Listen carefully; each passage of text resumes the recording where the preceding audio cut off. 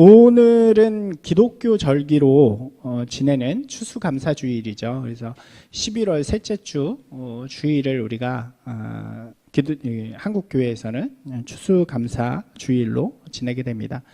우리가 잘 아는 것처럼 추수감사절은 이 청교도들이 아메리카 대륙으로 건너가서 처음 얻은 곡식을 하나님께 감사함으로 드린 그렇게 시작된 절기죠.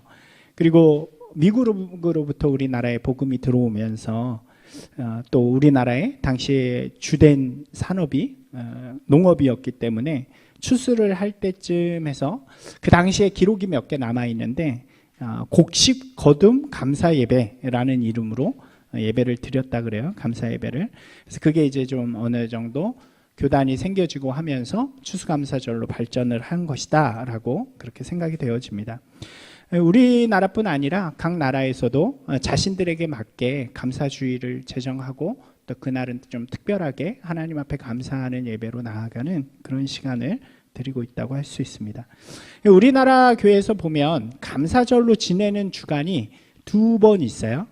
이렇게 뭐 신년감사 이런 성탄감사 이런 거 말고 그냥 감사절 주일로 드리는 게 하나는 맥주감사주일이고요. 다른 하나는 바로 추수감사주일이죠. 이 맥추절이라는 것도 농경문화에서 시작이 된 거죠. 맥추가 이제 보리 뭐 이런 거잖아요. 근데 이 성경에 맥추절이 또 있기 때문에 그 이름을 따와서 만든 근데 특별한 건 맥추절은 유독 우리나라에서만 있는 절기입니다. 실제로 요즘 우리나라의 상황하고 이 절기들이 잘 안 맞잖아요. 그러니까 여기만 해도 우리가 지금 그 농사 져가지고 이렇게 추수하신 분은 안 계시잖아요. 뭐 보리를 한다든가. 그러다 보니까 요즘에는 이제 그거를 좀 바꿔야 되지 않겠느냐 하는 이야기들이 많이 있습니다. 그래서 특별히 그런 감사를 드리려고 하면 차라리 이제 추석이나 이럴 때 감사주의를 드리면 어떻겠느냐 이런 의견들도 점점 생겨나고 있다고 할 수 있죠. 중요한 것은 감사하는 마음이라고 할 수 있겠죠. 우리가 항상 감사하는 마음으로 하나님 앞에 예배를 드리지만 이렇게 감사주의를 정하는 것은 특별하게 우리의 삶을 좀 돌아보면서 우리가 매일 감사하지 못하잖아요. 그러니까 그런 감사하는 마음을 마음에 품고 좀 결단하는 시간으로 보내자 하는 그런 결정이라고 할 수 있습니다. 우리의 삶 가운데 역사하시는 하나님의 사랑과 은혜에 우리가 감사함으로 나가는 게 중요하겠죠. 매주 예배가 그런 예배가 되기를 소망합니다.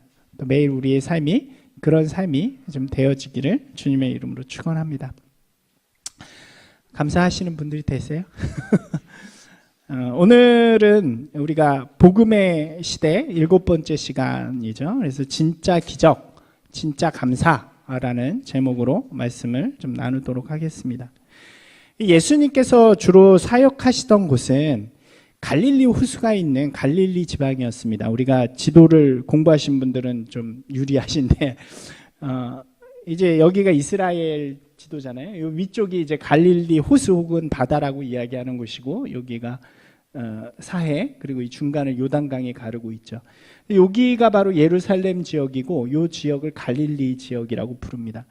예수님께서 사역하셨던 곳은 주로 갈릴리 지역이었죠. 예수님이 그러니까 자라신 고향이라고 부르는 나사렛이라는 곳도 그쪽이고 많은 기적이 일어났던 장소였던 이 가버나움 또 우리가 많이 들어본 뭐 디베라, 가나, 뭐 베세다 이런 지역들이 다 갈릴리에 집중되어져 있는 그런 지역이라고 할 수 있습니다. 예수님의 제자들도 거의 대부분이 갈릴리 지역 출신이라고 할 수 있겠죠. 예수님께서는 주로 이 갈릴리 지역에서 사역을 감당하십니다. 그러다가 특별한 일이 있을 때, 명절이라든가 이런 일이 있을 때만 예루살렘, 성전이 있는 예루살렘으로 내려오셔서 그곳에서 사역을 하시는 거죠.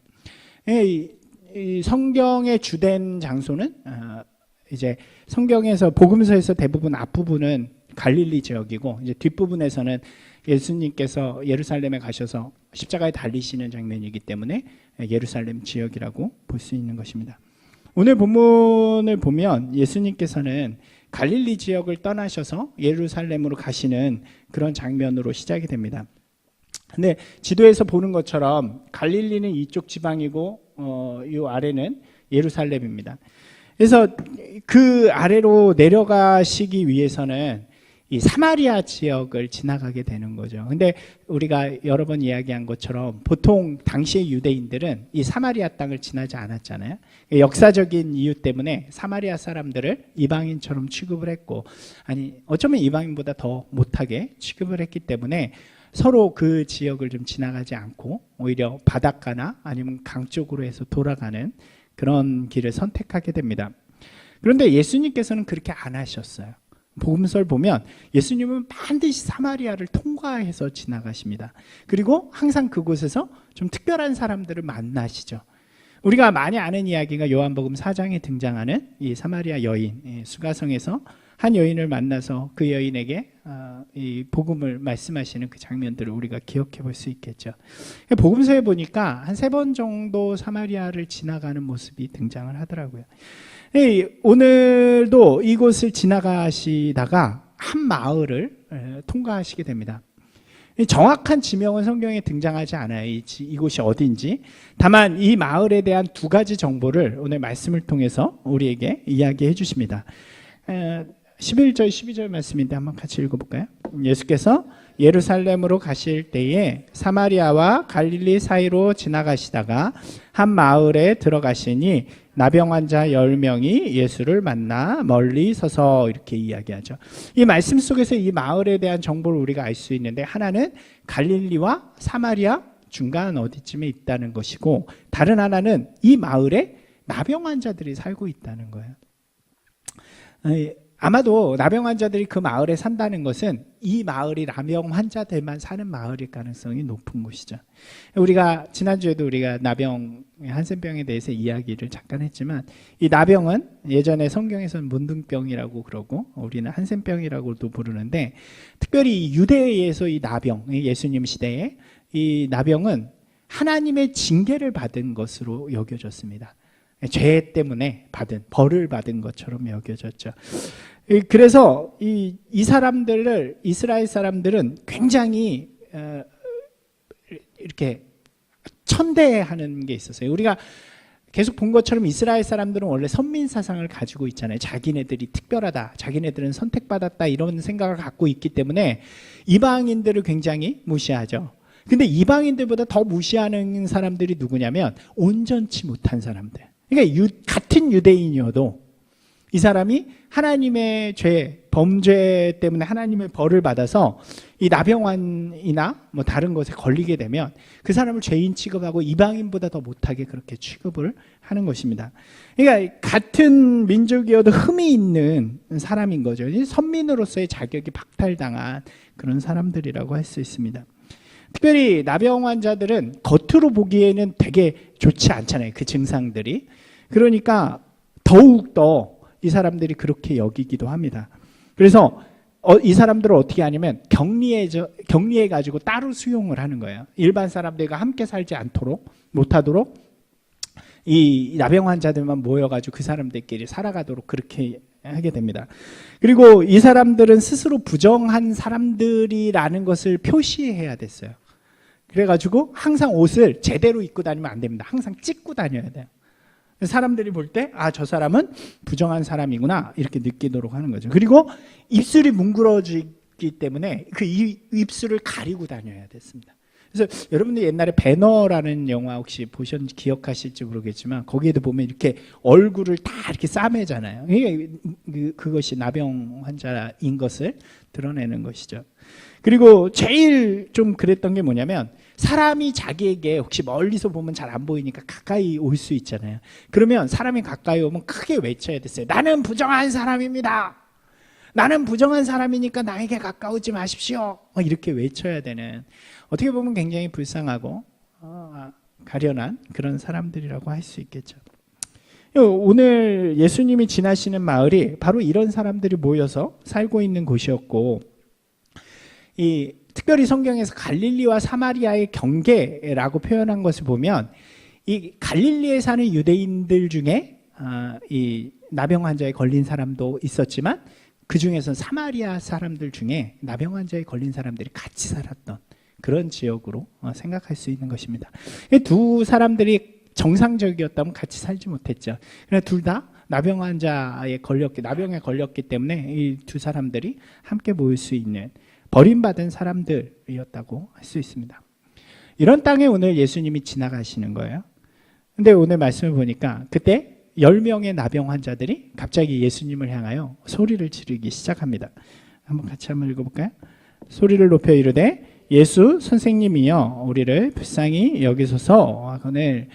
이 다른 번역에서는 우리에게 자비를 좀 베풀어 주세요. 우리에게 좀 도와주세요. 은혜를 베풀어 주세요. 이렇게 이야기를 합니다. 이 10명의 나병 환자들이 예수님께 이렇게 소리쳤다는 것을 우리가 한 두 가지로 생각해 볼 수 있을 것 같아요. 첫 번째는 이렇게 생각할 수 있죠. 이미 이전에 예수님이 많은 병자들을 고치시고 죽은 자도 살리셨기 때문에 그 소문을 들었던 이 나병 환자들이 자기에게도 그런 은혜를 베풀어 달라고 소리치는 것이다 라고 우리가 생각할 수 있습니다. 그리고 혹은 이렇게 생각할 수 있죠.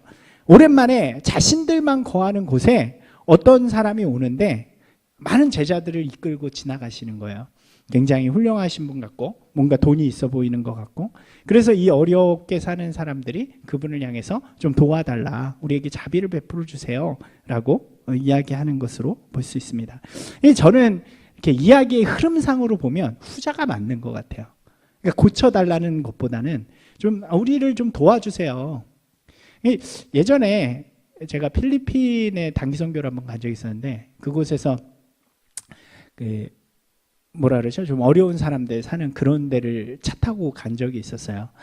근데 참 놀란 게 그 지역을 지나는데 갑자기 차가 거길 지나가니까 그 동네 애들이 막 뛰어나오는 거예요. 그러면서 정말로 이 차에 붙어요. 이렇게 붙어서 막 이러면서 돈을 달라 그러는 그런 장면이죠.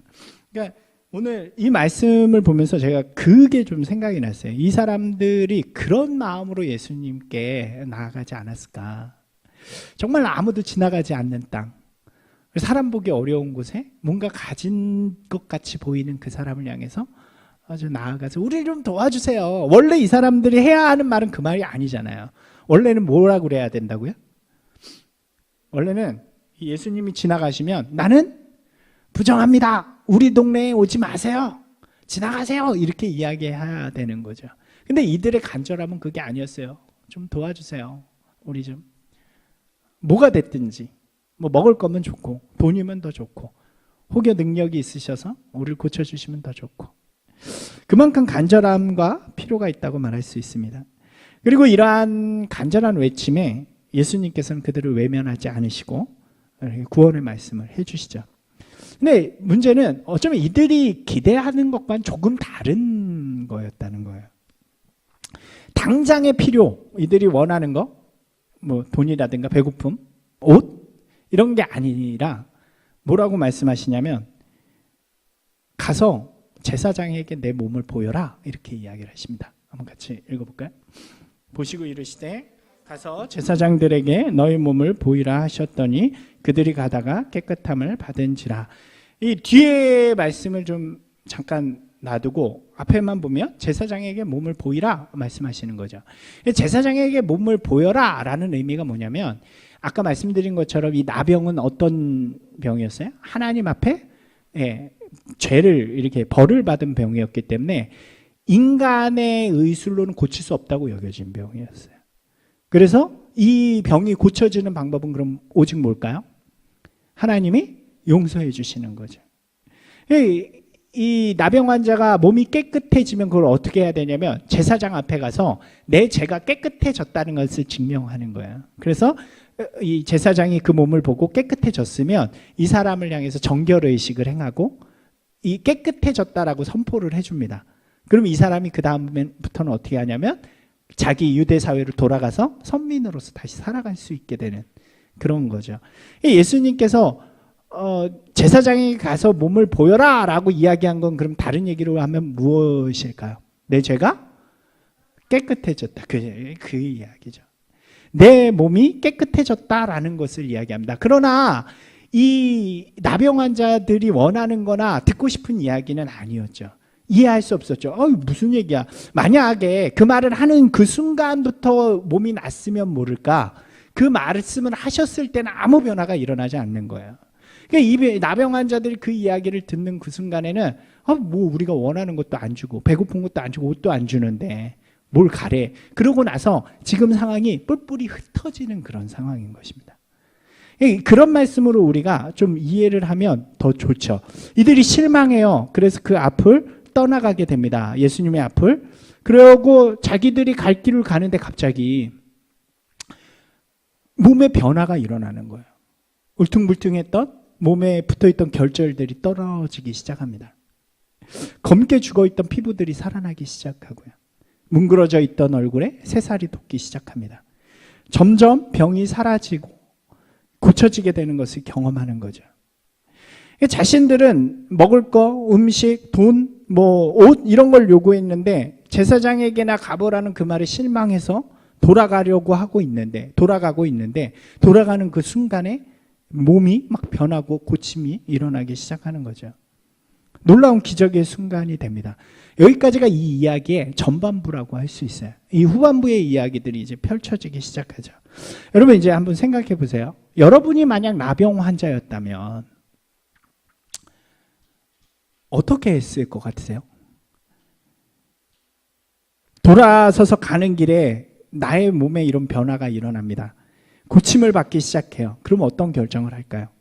평생 병자로 살다가 갑자기 병이 치유가 됩니다. 그때 자신에게 제사장에게 가보라고 한 사람에게 돌아갈까요? 아니면 빨리 제사장에게 가서 나의 나음을 이야기하고 싶을까요?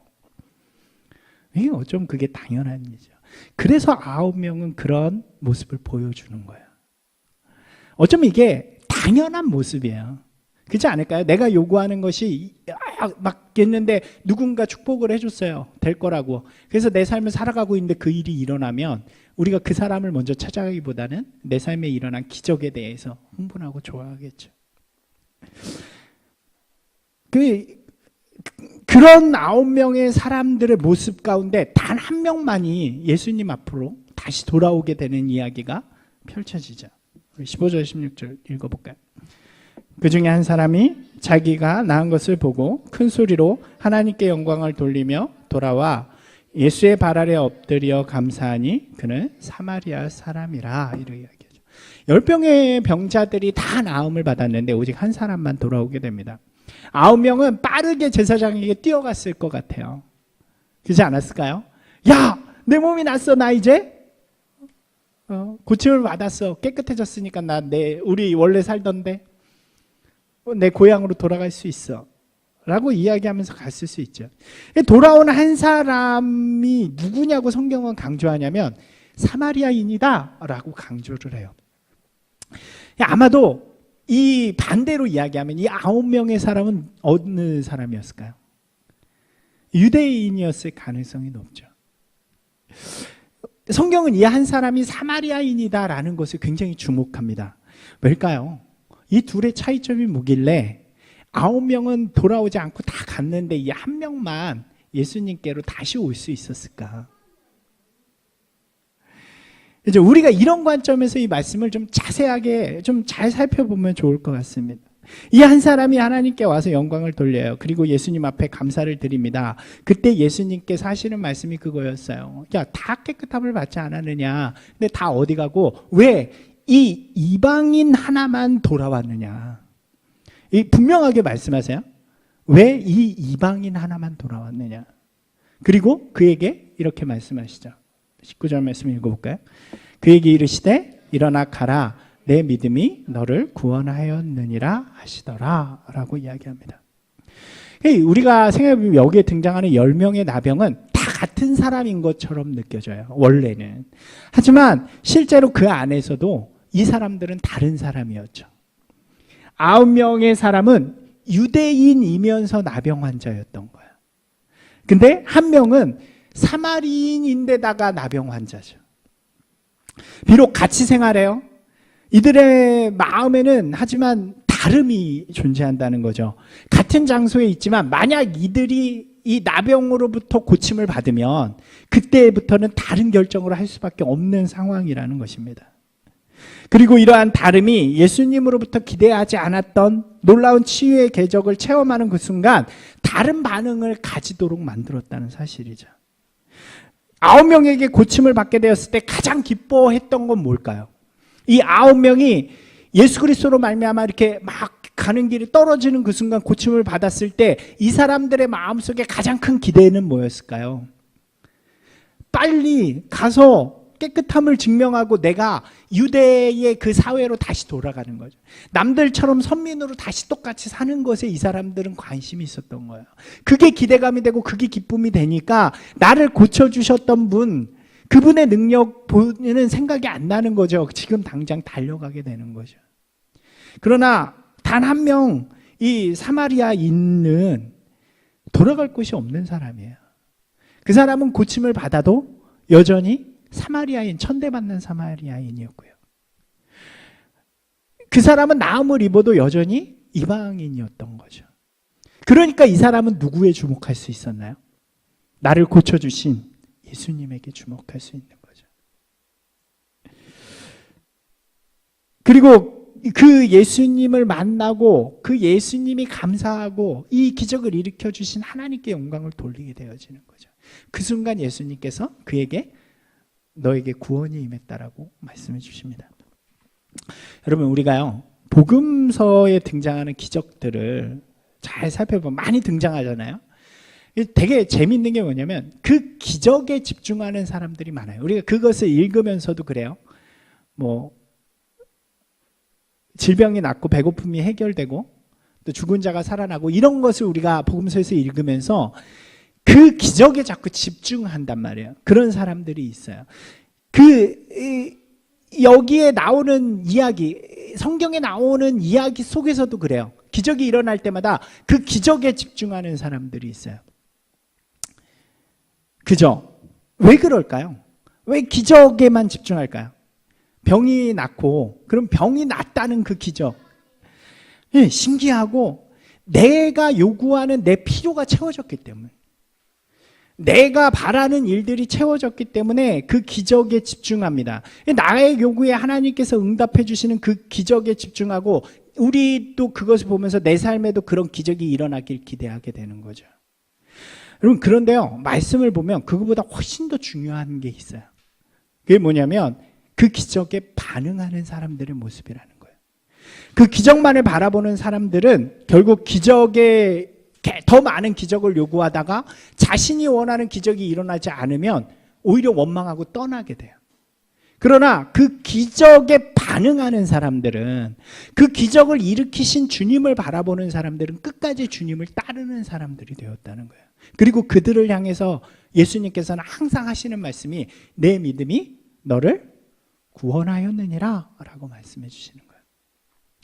예를 한번 들면요, 우리가 잘 아는 오병이어의 기적이 있죠. 오병이어 뭔지 알아요? 네, 5개의 보리떡과 2개의 물고기로 5,000명을 먹인 사건이잖아요. 여러분, 이 이야기는 희극일까요? 비극일까요? 우리는 기적에 집중하면 예수님께서 배고픈 5,000명을 5개와 2마리로 다 먹이시고 12광주리가 남았다라고 생각하면서 너무 좋은 이야기다라고 생각을 하잖아요.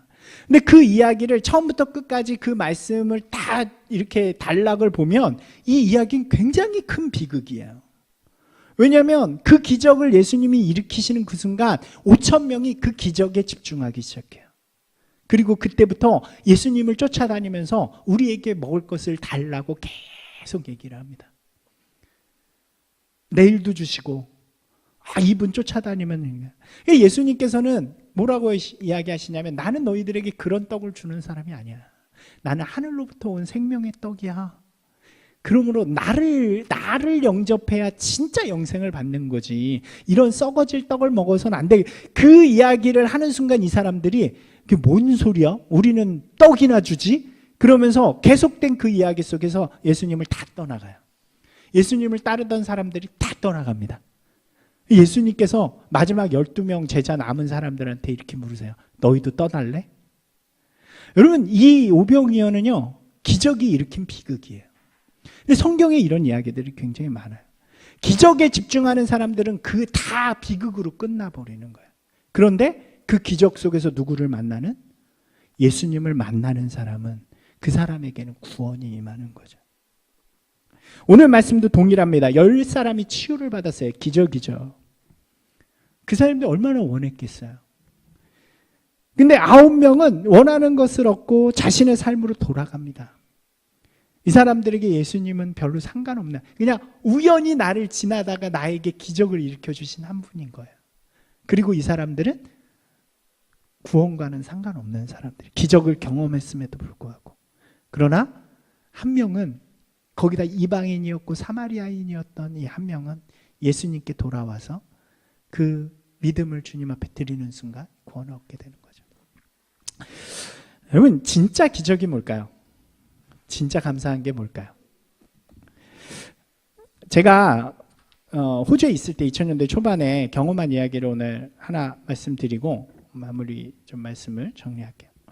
제가 한교회 청년부에 있었을 때인데 하루는 모여서 우리가 이제 그 외국에서 있는 교회니까 서로 의지하기 위해서 이제 기도 모임 같은 걸 많이 했거든요. 기도 제목들을 나누면 학교 들어가서 공부가 너무 어렵다, 혼자 사는 게 너무 외롭다, 뭐 이런 이야기들을 하고 그걸 위해서 기도해 줍니다. 청년들 중에 누가 있었냐면 나이가 별로 차이가 나지 않는 이모와 조카 사이에 한 청년이 있었는데 이모가 먼저 와 있고 조카가 공부하러 온 거예요. 이제 대학을 진학하기 위해서. 그래서 얼마 되지 않았어요. 조카는 이제 갓 20이 넘었는데 온 지 얼마 안 됐는데 이 아이가 같이 이제 기도회 모임에 온 거죠. 쑥스러우니까 이 친구는 이야기를 못하고 기도 제목을 이제 이모가 대신 이야기해 줍니다. 근데 그 기도 제목이 뭐였냐면 호주에서 대학을 진학하려면 외국인이 이제 한국에서 진학하려면 영어 시험을 봐야 돼요. 토익 같은 IELTS라고 부르는 영어 시험을 봐야 되는데 이 친구가 들어가고자 원하는 학교에서 제시한 점수가 5.0이었어요. 그래서 그걸 위해서 좀 기도해 달라고 이야기를 하는데 그러면서 이야기를 뭐 하냐면 이모가 좀 시크한 이모였는데 근데 좀 어려울 것 같다고. 왜냐면 온 지도 얼마 안 됐고 영어 공부를 했던 친구도 아니고 왜냐면 그 예체능 디자인하는 친구였거든요.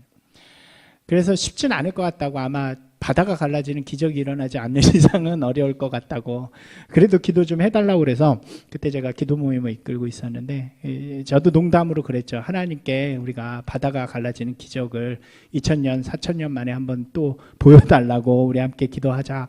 그리고 그렇게 우리가 함께 기도를 했습니다. 그리고 몇 주 후에 시험 발표를 했는데 어떻게 됐을까요? 어떻게 됐을까요? 놀랍게도 바다가 갈라지는 기적이 일어납니다. 그래서 이 친구가 5.0이 넘었어요. 완전 난리가 났어요, 교회랑. 왜냐하면 이 친구는 3.0밖에 어려운 친구였는데 5.0이 넘은 거죠. 그래서 합격을 했어요. 그래서 그 주에 다 모여가지고 합격 축하도 하고 뭐 감사도 하고 그러는데 이 어린 자매가 갑자기 자기가 하고 싶은 이야기가 있다고 이야기하는 거예요. 원래 말도 잘 안 하고 수줍어하던 친구였는데 이 자매가 일어나더니 입을 떼기 시작합니다. 먼저 자기를 위해서 기도해 주신 모든 분들께 진심으로 감사를 드립니다 라고 이야기하면서 갑자기 눈물을 뚝 흘리는 거예요. 그러면서 말하기를 이렇게 이야기해요. 자신은 이른바 모태신앙으로 어린 시절부터 교회를 다녔지만 한 번도 하나님의 역사를 경험한 적도 없고 하나님의 살아계심이나 뭐 이런 게 마음에 와닿은 적도 없었다. 그냥 교회를 다니니까 다니는 거고 좋으니까 이렇게 다 습관적으로 다녔는데 호주에 와서도 외로우니까 사람 만나고 이러는 것 때문에 교회에 다녔는데 자기가 이 일을 경험하면서 이렇게 이야기하는 거예요. 하나님이 기적으로 나에게 5.0을 넘게 해주셔서 학교를 간 것보다도 진짜 자기가 감사한 것은 하나님을 경험하게 해주셔서 너무 감사하다고. 모태신앙으로 살아왔던 그 인생 속에서 정말로 내 하나님, 나의 주님이라고 느끼지 못했던 그 순간을 이 몇 주 되는 이 시간 동안 기도하고 주님 앞에 나아가는 그 순간, 그리고 실제 하나님께서 나의 삶에 기적을 일으키는 그 순간을 통해서 하나님을 알고 만나게 해주신 게 너무나도 감사하다고 그러면서 막 눈물을 흘리면서 그 고백을 하는 거예요. 그리고 앞으로 그 하나님을 영원히 붙들고 살겠습니다 라고 이야기하는데 너무 감격이 되더라고요. 그래서 우리가 함께 기뻐하고 굉장히 좋아했죠. 처음에 봤을 때 그냥 학교 들어간 게 그냥 감격이 되고 좋아서 그러는 줄 알았는데 그게 아니라 자신의 삶의 방향을 세상이 아닌 하나님께로 돌리게 되어졌다는 거죠. 그 이야기를 들을 때 굉장히 가슴이 두근두근했습니다. 여러분 그렇지 않을까요? 기적은요 그 순간 일어나는 이벤트와도 같은 거예요. 그렇지 않나요? 그것이 너무 좋아 보일 수 있어요. 하지만 그것은 순간이고 잊혀지기도 하는 것입니다. 실제로요, 이 자매가 이제 거기서 그 디자인 공부를 다 하고 한국에 돌아왔어요. 그러고 나서 한 몇 년 동안 연락이 됐었는데, 근데 직장 구하느라고 또 디자인 하시니까 알잖아요. 디자인계가 얼마나 박봉이고 어려운지. 맨날 서울에서 돌아다니고 힘들어요. 뭐 이럴 줄 알았으면 괜히 학교 들어가세요. 뭐 이런 얘기를 하는 거죠. 그러니까 기적이 그 인생을 변화시키진 않아요. 그냥 그 순간에 어떤 특별한 이벤트와도 같은 거죠. 그러나 이 자매가 그 뒤에도 항상 하는 얘기는 저 교회 열심히 다니고 교회 안에서 하나님 신앙생활 열심히 하고 있어요. 라는 말이었어요. 인생의 삶의 방향이 변화된 거죠. 여러분 뭐가 진짜 기적일까요? 이 자매에게 3.0 맞는 영어가 5.0 맞은 게 기적일까요? 이 자매가 느낀 진짜 기적은 살아계신 하나님을 경험하고 내 삶을 하나님께 돌리기 시작한 것이죠. 기적에 집중한 것이 아니라 그 기적을 일으키신 분에게 집중할 때. 여러분 우리에게도 그런 모습들이 많이 일어나잖아요. 우리가 신앙생활을 하다 보면 주의 도우심을 구할 때가 많습니다. 기적을 바랄 때죠. 그리고 주님께서는 주님의 능력과 사랑으로 우리의 간구에 응답하시고 또 놀라운 기적을 실제로 행하기도 하십니다. 어떤 사람은 그러한 기적과 응답이 있을 때 그것을 경험하면서 그 기적만을 감사하고 그 기적만에 집중하면서 그냥 그 기적을 가지고 자신의 삶의 자리로 그대로 돌아가는 사람들이 있어요.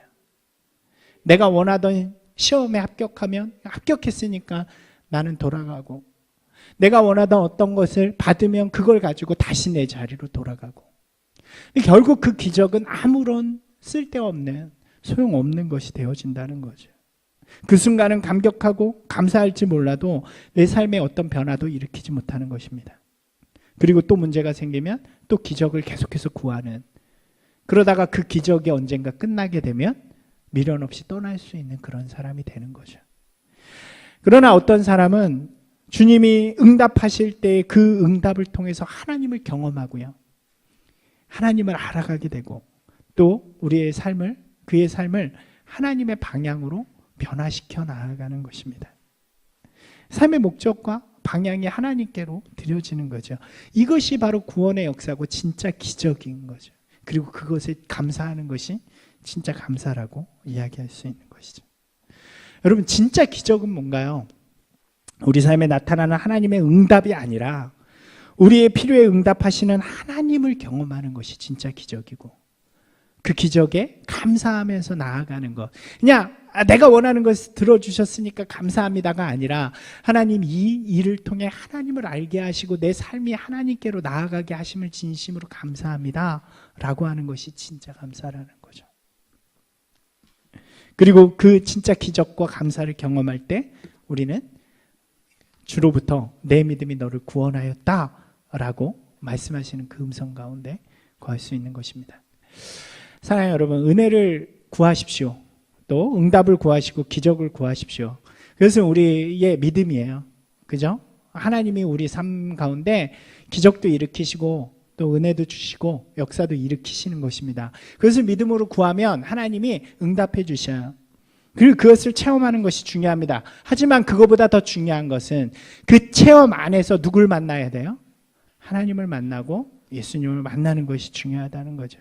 그리고 그것에 감사하면서 우리의 삶의 방향을 지속적으로 하나님 앞으로 내어드리는 그러한 변화가 있을 때 한 사람이 주님께 돌아와서 주님 하나님께 영광 돌리고 감사합니다라고 이야기했던 것처럼 어떤 그 순간에 그냥 그 기적을 이렇게 바라보면서 좋아하는 게 아니라 그 기적 속에 임하신 그 주님의 은혜에 감사하고 그 주님을 바라볼 수 있는 그런 사람이 될 때 그때 주님께서 우리에게 내 믿음이 너를 구원하였다라고 말씀해 주실 것입니다.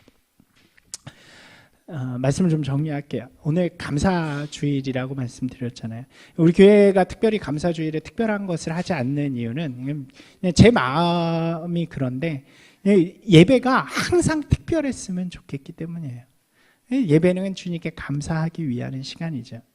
어떤 특별한 일이 있어서 특별하게 더 감사하는 것이 아니라 늘 우리의 삶 속에서 역사하시는 그 주님을 바라보면서 오늘 드리는 이 예배가 또 다음 주에 드리는 예배가 특별한 감사의 예배가 되기를 소망합니다. 그러기 위해선 오늘 내 앞에 있는 기적만을 바라보는 인생이 아니라 그 기적에 함께 하시고 역사하시는 그 주님을 바라보면서 또 그분께 내 삶을 내어드리는 귀한 하나님의 자녀들이 되기를, 저와 여러분이 되기를 주님의 이름으로 축원합니다.